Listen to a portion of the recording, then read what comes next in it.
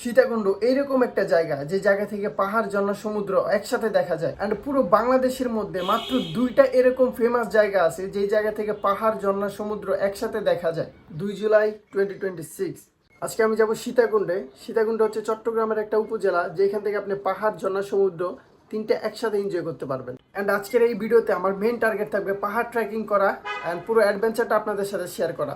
দেখা হচ্ছে ভিডিওতে। টাটা। আমরা এখন আছি কমলাপুর রেলওয়ে স্টেশনে। কমলাপুর রেলওয়ে স্টেশন থেকে হচ্ছে সীতাকুণ্ড 205 কিলোমিটার। এখানে দেখানোর মতো কিছু নাই, একবারে দেখা হচ্ছে সীতাকুণ্ডে।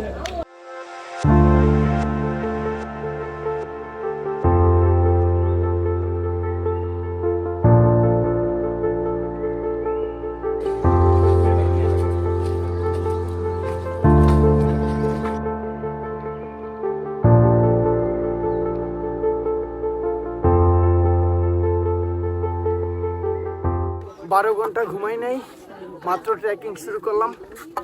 উপরে চন্দ্রনাথ পাহাড় কি আছে না আছে এখনো জানি না। উপরে উঠতে উঠতে আরো একটা সুন্দর ভিউ পেয়ে গেছি। যদি ভিউটা আমি ব্যাক ক্যামেরা দিয়ে দেখাই তাহলে ভিউটা দেখতে কিছুটা এরকম।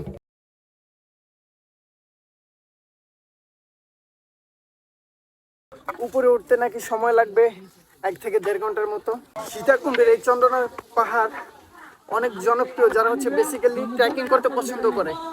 আস্তে আস্তে যত উপরে উঠতেছি ভিউ তত সুন্দর হইতেছে। যেরকমটা ভাবছিলাম আসলে ওইরকমটা না। আমি এখনো জানি না যে উপরে গেলে কিরকম ভিউ পাবো। দেখা যাক উপরে কি হয়।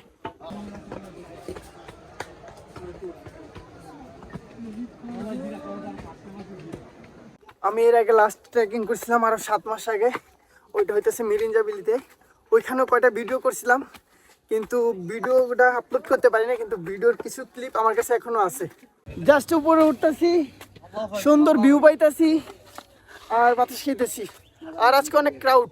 আসলেই আমার পিছনে হচ্ছে সমুদ্র, যদিও ক্যামেরাতে অতটা বোঝা যায় না। আর এদিকে হচ্ছে পাহাড়। পাহাড় ট্রেক করতে করতে এখন আমরা অনেক উঁচু আছি, কয়শো মিটার উপরে আছি ঠিক জানি না। আর কিছুক্ষণ পরে আমরা একবারে পাহাড়ের উপরে পৌঁছে যাব, তারপর আর কিছু থাকবো না। ওই জায়গা থেকে হচ্ছে আমরা ফাইনাল ভিউ পাবো।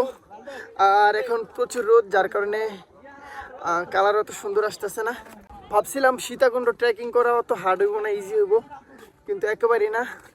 সীতাকুণ্ড ট্রেক করা আসলে অনেক কঠিন। পাহাড় ওই যে উপরে যেতে আরও মিনিমাম টাইম লাগবে আধা ঘন্টা থেকে 40 মিনিট। পাহাড়ে উঠতে উঠতে আপনারা এরকম ছোট ছোট দোকান পেয়ে যাবেন। আর এই দোকানের মধ্যে হচ্ছে এইসব এই জায়গার লোকাল যে খাবার, পাহাড়ি খাবার সবকিছু পেয়ে যাবেন। এটা পাহাড়ি আনারস তাই না? আর এটা এটা পাহাড়ি জাতকাও। জাতকাও। এটা কি মানে টেস্ট কিরকম, মিষ্টি না টক? এটা টক মিষ্টি, দারুণ একটা মানে আলাদা একটা টেক্স। এটা কলা জোড়া 20 টাকা ভাইয়া। এখান থেকে আমি একটা কাউ ফল নিয়ে নিছি। এটার নাম হচ্ছে কাউ ফল। এটা এখন টেস্ট করবো, দেখি কিরকম লাগে। টক আর মিষ্টি।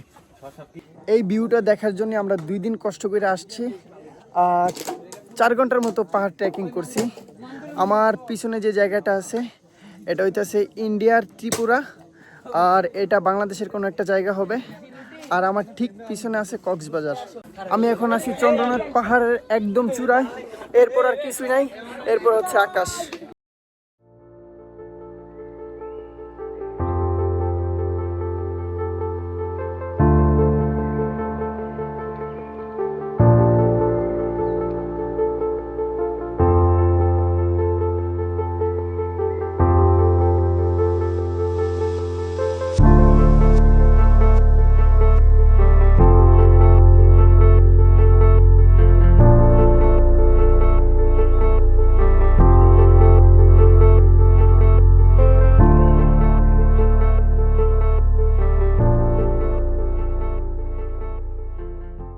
চন্দ্রনাথ পাহাড় থেকে আমরা নেমে যাচ্ছি।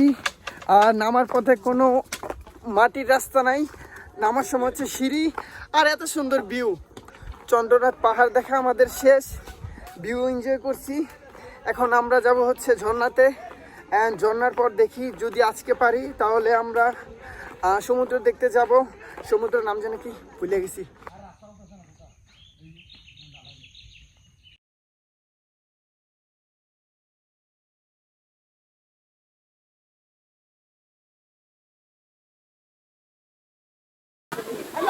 3 ঘন্টা হাঁটাহাঁটি করার পর আমরা ফাইনালি এই জোনাতে আসছি।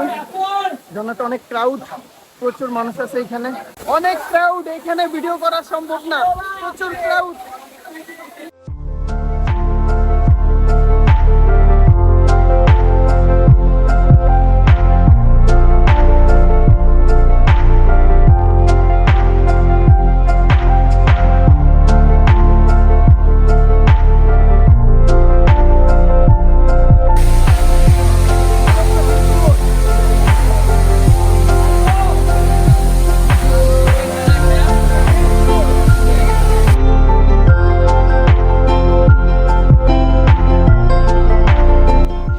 ঝর্ণাও এনজয় করা শেষ।